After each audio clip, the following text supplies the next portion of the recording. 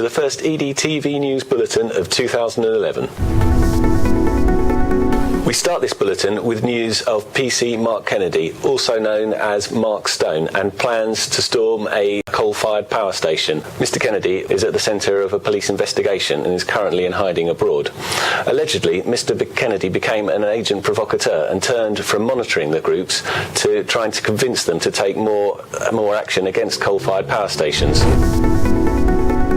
edie TV News was on the scene when Climate Change Minister Greg Barker flipped the switch to turn on Europe's largest ground source heat pump. Mr. Barker was at the One New Change shopping centre in central London. The 60 kilometres of pipes used to power the £540 million shopping centre would wrap around the London Eye 140 times.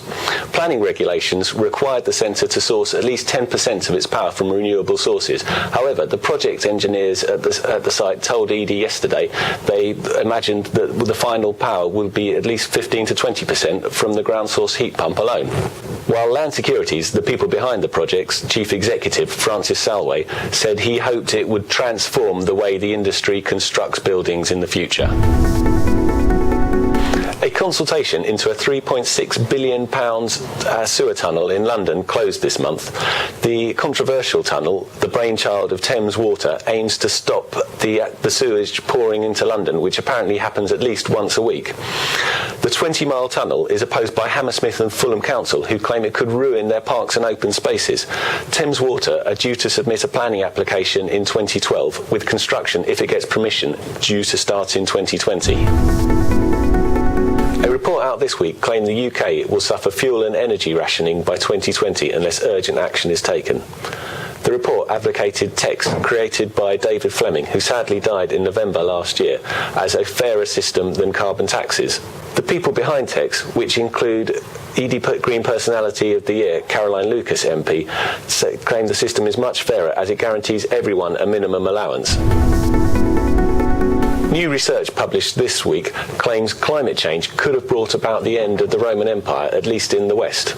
The work, published in the journal Science, is the first to claim a link between tree rings and climate change. By looking at the tree rings, scientists were able to prove severe climatic conditions around the fall of the Western Roman Empire. The scientists hope this research will spur on current governments to rethink funding on climate change and refocus on mitigation. edie.net is pleased to announce a partnership with energy supplier EDF Energy to launch our first webinar together. The webinar, entitled Dealing with the CRC as a Tax, will be broadcast online for free on the 1st of February from 10 a.m.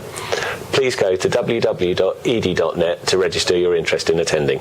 The speakers are Siobhan Hyland, Regulation and Compliance Manager, and Michael Kappa, Product Development and Sales Manager at EDF Energy.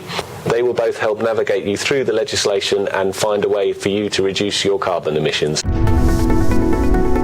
This has been edie TV News. Thank you very much for watching, and we'll see you next month.